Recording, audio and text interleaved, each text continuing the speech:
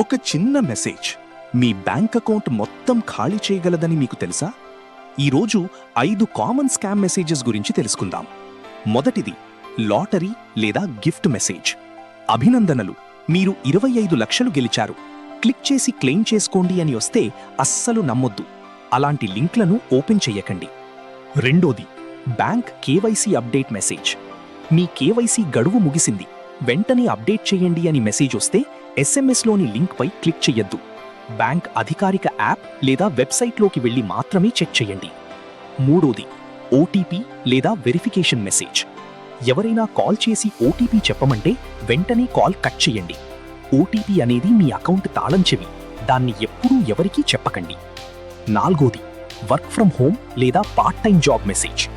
రోజుకు 1000 రూపాయలు సంపాదించండి, పెట్టుబడి అవసరం లేదు అని చెబితే చాలా జాగ్రత్త.